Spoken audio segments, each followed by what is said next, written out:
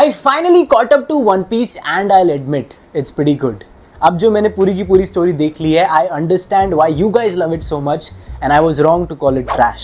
But मुझे ये बात रियलाइज होने में 1000 एपिसोड्स लग गए, क्योंकि उसके पहले तो भाई मुझे लग रहा था ठीक है स्टोरी चल रही है, खींची जा रही है, बट जैसे ही वो 1000 एपिसोड्स का मार्क क्रॉस हुआ, हम वानों के बीच में थे और उन्होंने अचानक से एनिमेशन चेंज कर दी, पेसिंग चेंज कर दी और ओदा ने हमें लोड देना शुरू कर दिया। तब मुझे रियलाइज हुआ कि भाई स्टोरी में दम है, कुछ तो है जो उस बंदे ने सोच के बहुत पहले से, पहले एपिसोड से प्लान किया हुआ था कि भाई मैं क्या बताने वाला हूँ, क्या स्टोरी दिखाने वाला हूँ।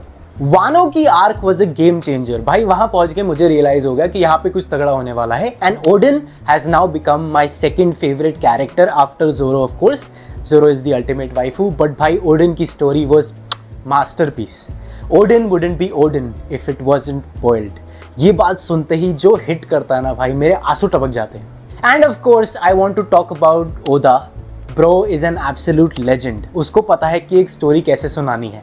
He knows how to make you cry for objects and for your enemies. Kuma, एक कैरेक्टर जिसको अभी तक हम एनिमी सोच रहे थे, उसकी स्टोरी उसने अब जाके बताई है एंड भाई it was heartbreaking. उसकी sacrifices are crazy.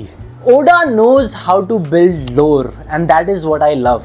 I love जब बैक स्टोरीज की भी बैक स्टोरीज होती हैं। और एगहेड वाली arc was an absolute change in the pace. इतनी सारी लोर मिली है हमें about Joy Boy, about Emet, about the world, about the 5 elders. भाई घर पे टपक गए, लड़ाइयां करनी शुरू कर दी। This is crazy. Kuma finally got to see Nika, which was really fun to watch, and Luffy has become a Tom and Jerry character, which is fun and weird at the same place.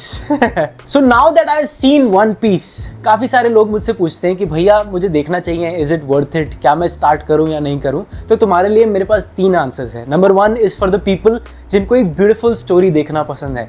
तुम्हारे लिए मैं कहूँगा कि definitely watch it. Yes, absolutely. तुम्हें कोई ज़रूरत नहीं है कैचअप करने की, हड़बड़ी में भागने की। तुम्हें कोई ज़रूरत नहीं है उसको फास्ट कवर अप करने की। आराम से देखो, अपने पेस पे देखो, ब्रेक्स लेके देखो। मैंने खुद ब्रेक्स लिए हैं। हर आर्क के बाद मैं कोई और एनिमे देखता था, फिर मैं वापस आ जाता था, क्योंकि एक बारी में एक लेंथ पे इतना बड़ा एनिमे नहीं देखा जाता, मैं समझता हूँ। बट आई अश्योर यू कि धीरे धीरे जब तुम एक लेवल पे पहुंच जाओगे तो एपिसोड्स अपने आप चलेंगे भाई, तुम्हें रोकने की जरूरत नहीं पड़ेगी। It becomes so much interesting. Second आते हैं वो लोग जिन्होंने 200-300 एपिसोड देख लिए हैं, उनको इतना खास नहीं लग रहा क्योंकि एनिमेशन पुरानी है, वो थोड़ा सा बोर हो गए हैं। उनके लिए मैं कहना चाहूँगा भाई तुमने 200, 300, 500 एपिसोड देख लिए हैं, थोड़ा टिक जाओ। I promise you it gets way better. पूरी की पूरी एनिमेशन चेंज हो जाती है, पेसिंग खुद ओदा चेंज करके देता है, and the story is banger.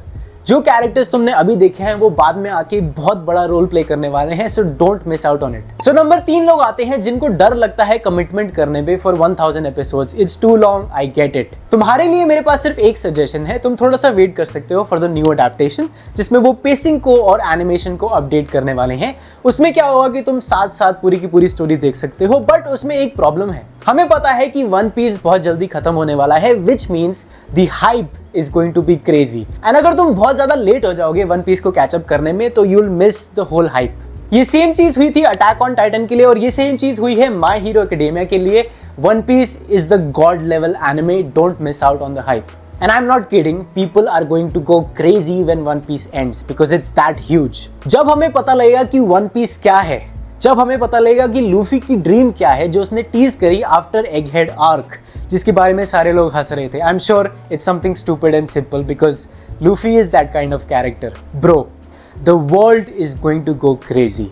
सो मेरी वन पीस की पूरी जर्नी काफ़ी क्रेजी रही है और मैंने सब कुछ अपने इंस्टाग्राम स्टोरीज पे शेयर किया है, बट इस वीडियो में मैं कुछ प्रेडिक्शंस देना चाहता हूँ। Some things I think after knowing the whole story will happen at the end of One Piece. मेरी प्रेडिक्शन नंबर 1 है कि Shanks will die, just like episode 1 में जिसमें शैंक्स ने अपने हाथ को सैक्रिफाइस किया था लूफी को प्रोटेक्ट करने के लिए, वैसे ही वन पीस के एंड में कहीं ना कहीं शैंक्स अपनी लाइफ को सैक्रिफाइस करेगा to save Luffy so that Luffy can become the king of pirates. And ये मेरी थ्योरी नहीं है बाय द वे, मैंने ये इंटरनेट पे सुना है, but now that I have read the whole story I agree with it. It is going to happen 100%। Prediction number 2 है कि Blackbeard is going to have a very sad story और हम सब रोने वाले हैं उसकी हिस्ट्री को सुन के।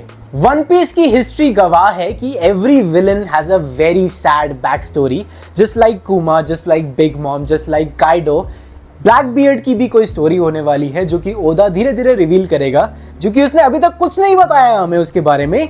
But once we know it, once we see it, we will empathize with Blackbeard and हाँ, लूफी फिर भी जीतेगा, but yes, we will cry about it. Prediction number 3 है कि One Piece is not a treasure.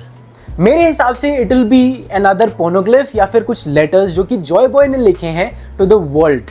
हमें पता है कि वन पीस की पूरी स्टोरी फॉलो करती है फ्यूचर को आगे बढ़ाने के लिए, कि let the young ones explore themselves. Roger का इसमें एक बहुत बड़ा रोल रहा है because he knew what one piece was. उसके पूरे क्रू को पता था बट उन्होंने किसी को नहीं बताया because they wanted the new generation to figure out themselves, to explore and have fun.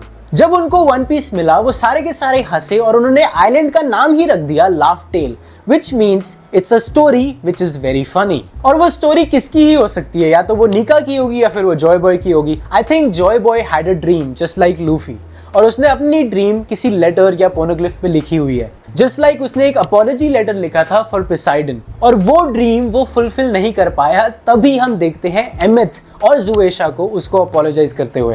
And I am pretty sure it's slowly going to unfold, जैसे जैसे हमें और लोर मिलेगी। मैं ऑलरेडी एल्बाफ में हूँ और अब स्टोरी रुक गई है। I am still waiting for the next chapter but I am pretty sure it's going to be super fun. So yes, I take back my words, One Piece is not trash, it's a masterpiece. The story is fantastic. The lore is beautiful. Oda is a legend. बस हाँ, उसकी fan base थोड़ी सी टट्टी है, बहुत ज़्यादा annoying है, but उसका कुछ नहीं कर सकते।